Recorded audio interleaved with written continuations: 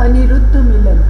राजा परीक्षित ने पूछा, महायोग संपन्न मुनीश्वर, मैंने सुना है कि यदुवंश शिरोमणि अनिरुद्ध जी ने बाणासुर की पुत्री उषा से विवाह किया था और इस प्रसंग में भगवान श्री कृष्ण और शंकर जी का बहुत बड़ा घमासान युद्ध हुआ था। आप कृपा करके यह वृत्तांत विस्तार से सुनाइए। श्री सुखदेव जी ने कहा, परीक्षित, महात्मा बलि की कथा तो तुम सुन ही चुके हो। उन्होंने वामन रूप धारी भगवान को सारी पृथ्वी का दान कर दिया था।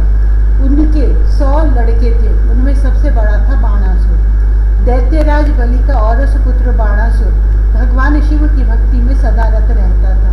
समाज में उसका बड़ा आदर था।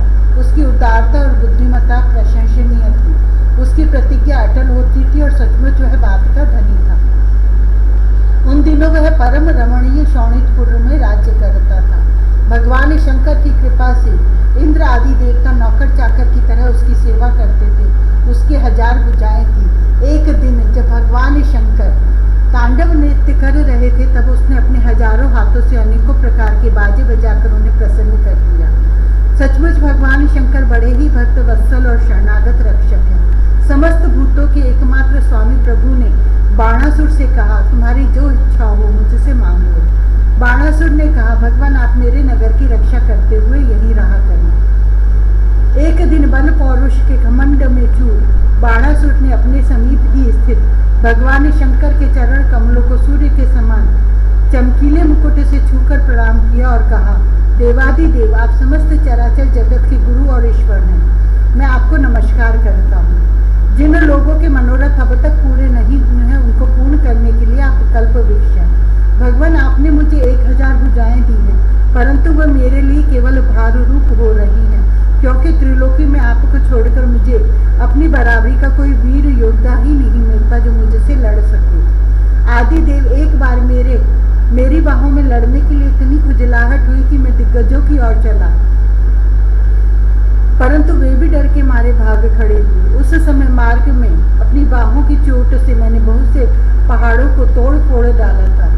बाणासुर की यह प्रार्थना सुनकर भगवान शंकर ने तनिक क्रोध से कहा, रे मूढ़, जिस समय तेरी ध्वजा टूट कर गिर जाएगी, उस समय मेरे ही समान योद्धा से तेरा युद्ध होगा और वह युद्ध तेरा घमंड चूर चूर कर देगा। परीक्षित, बाणासुर की बुद्धि इतनी बिगड़ गई थी कि भगवान शंकर की बात सुनकर उसे बड़ा हर्ष हुआ और वह अपने घर लौट गया। अब वह मूर्ख भगवान शंकर के आदेशानुसार उस युद्ध की प्रतीक्षा करने लगा जिसमें उसके बल वीर्य का नाश होने वाला था। परीक्षित, बाणासुर की एक कन्या थी, उसका नाम था उषा। अभी वह कुमारी ही थी कि एक दिन स्वप्न में उसने देखा कि परम सुंदर अनिरुद्ध जी के साथ मेरा समागम हो रहा है। आश्चर्य की बात तो यह थी कि उसने अनिरुद्ध जी को न तो कभी देखा था और न सुना ही था। स्वप्न में ही उन्हें न देखकर वह बोल उठी, प्राण प्यारे, तुम कहाँ हो? और उसकी नींद टूट गई। वह अत्यंत विवलता के साथ उठ बैठी और यह देखकर कि मैं सखियों के बीच में हूँ, बहुत ही लज्जित हुई। परीक्षित, बाणासुर के मंत्री का नाम था कुंभांड। उसकी एक कन्या थी जिसका नाम था चित्रलेखा। उषा और चित्रलेखा एक दूसरे की सहेलियां थी। चित्रलेखा ने उषा से कौतूहलवश पूछा, सुंदरी राजकुमारी, मैं देखती हूँ कि अभी तक किसी ने तुम्हारा पाणी ग्रहण भी नहीं किया है, फिर तुम किसे ढूंढ रही हो और तुम्हारे मनोरथ का क्या स्वरूप है? उषा ने कहा, सखी, मैंने स्वप्न में एक बहुत ही सुंदर नवयुवक को देखा है। उसके शरीर का रंग सांवला सांवला सा है, नेत्र कमल दल के समान है, शरीर पर पीला पीला पीतांबर फहरा रहा है, भुजाएं लंबी लंबी है और वह स्त्रियों का चित्त चुराने वाला है। उसने पहले तो अपने अधरों का मधुर मधु मुझे पिलाया, परंतु मैं उसे अघाकर पी ही न पाई थी कि वह मुझे दुख के सागर में डालकर न जाने कहाँ चला गया। मैं तरसती ही रह गई। सखी, मैं अपने उसी प्राण वल्लभ को ढूंढ रही हूँ। चित्रलेखा ने कहा, सखी, यदि तुम्हारा चित्तचोर त्रिलोकी में कहीं भी होगा और उसे तुम पहचान सकोगी तो मैं तुम्हारी विरह व्यथा अवश्य शांत कर दूंगी। मैं चित्र बनाती हूँ, तुम अपने चित्तचोर प्राण वल्लभ को पहचान कर बतला दो, फिर वह चाहे कहीं भी होगा, मैं उसे तुम्हारे पास ले आऊंगी। यूँ कहकर चित्रलेखा ने बात ही बात में बहुत से देवता, गंधर्व, सिद्ध, चारण, पन्नग, दैत्य, विद्याधर, यक्ष और मनुष्यों की चित्र बना दिए। मनुष्य में उसने वृष्णिवंशी वसुदेव जी के पिता शूर स्वयं वसुदेव जी, बलराम जी और भगवान श्री कृष्ण आदि के चित्र बनाए। प्रद्युम्न का चित्र देखते ही उषा लज्जित हो गई। परीक्षित, जब उसने अनिरुद्ध का चित्र देखा तब तो लज्जा के मारे उसका सिर नीचा हो गया। फिर मंद मंद मुस्कुराते हुए उसने कहा, मेरा यह प्राणवल्लभ यही है, यही है। परीक्षित, चित्रलेखा योगिनी थी, वे जान गई कि ये भगवान श्री कृष्ण के पौत्र हैं। अब वह आकाश मार्ग से रात्रि में ही भगवान श्री कृष्ण के द्वारा सुरक्षित द्वारकापुरी में पहुंची। वहां अनिरुद्ध जी बहुत ही सुंदर पलंग पर सो रहे थे।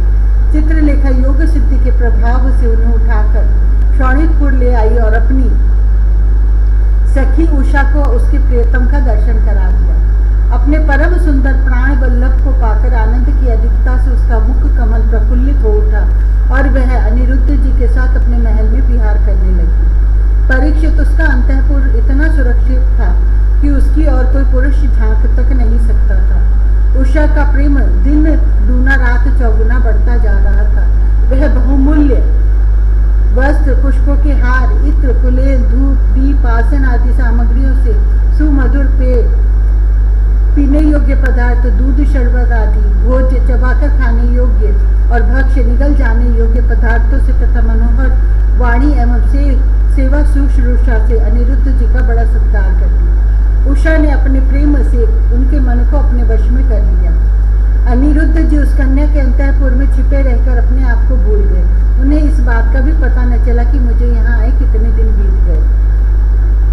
परीक्षित, यदु कुमार अनिरुद्ध जी के सहवास से उषा का कुंवारपन नष्ट हो चुका था।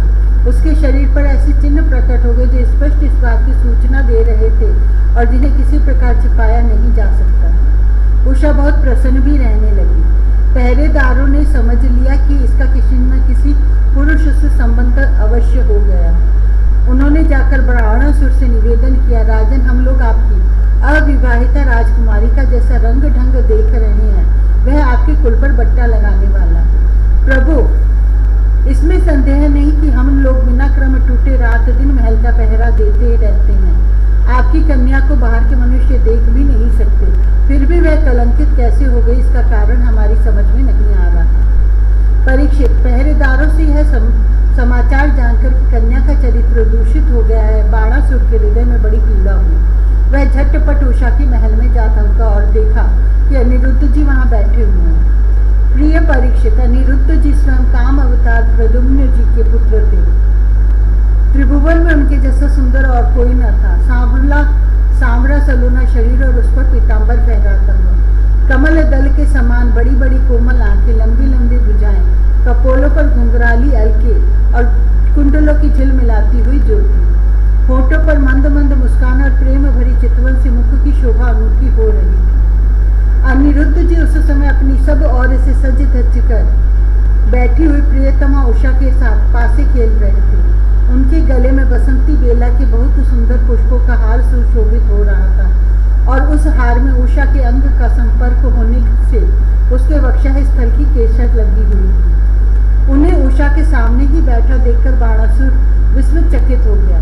जब अनिरुद्ध जी ने देखा कि बाणासुर बहुत से आक्रमणकारी शस्त्रास्त्र से सुसज्जित वीर सैनिकों के साथ महलों में घुस आया है, तब वे उन्हें धराशायी कर देने के लिए लोहे का एक भयंकर परिघ लेकर डट गए, मानो स्वयं कालदंड लेकर मृत्यु यम खड़ा हो। बाणासुर के साथ आए हुए सैनिक उनको पकड़ने के लिए जो जो उनकी ओर झपटते त्यों तो वे उन्हें मार मार कर गिराते जाते, ठीक वैसे ही जैसे सुअरों के दल का नायक कुत्तों को मार डाले। अनिरुद्ध जी की चोट से उन सैनिकों के सिर, भुजा, जंगा आदि अंग टूट फूट गए और वे महलों से निकल भागे। जब बलि बाणासुर ने देखा कि यह तो मेरी सारी सेना का श्रृंगार कर रहा है, तब वह क्रोध से तिलमिला उठा और उसने नागपाशूल में बांध दिया। उषा ने जब सुना कि उसके प्रियतम को बांध लिया गया है, तब वह अत्यंत शोक और विषाद से विह्वल हो गई। उसके नेत्रों से आंसू की धारा बहने लगी और वह रोने लगी।